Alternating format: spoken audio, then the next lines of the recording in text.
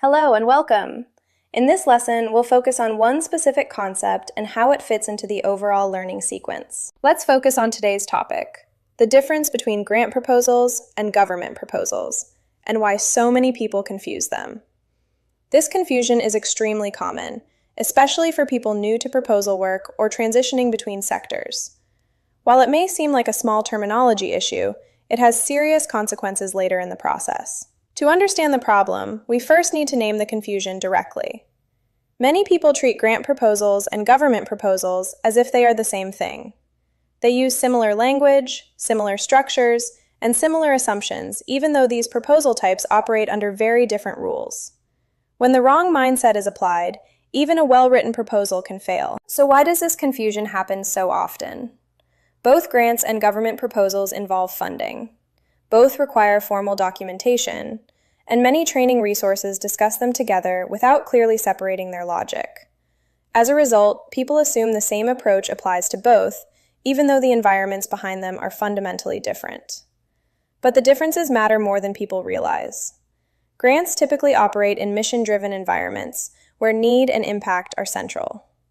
Government proposals operate in requirement-driven environments, where compliance and performance are critical.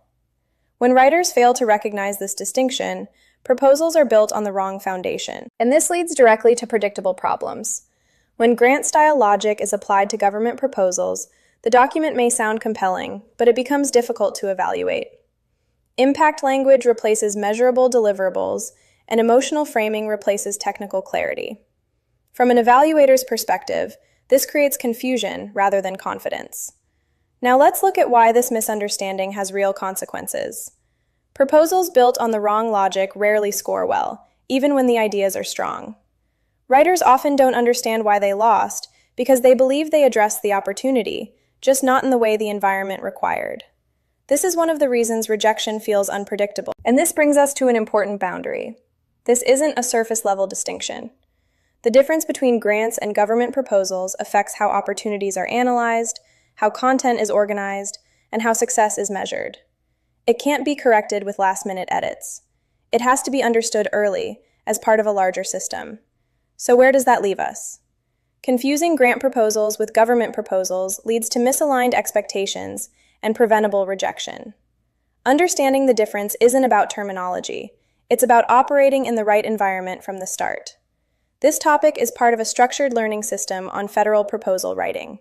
You can continue at digitallearningworld.gumroad.com. I'm glad you were here, and I look forward to continuing in the next lesson.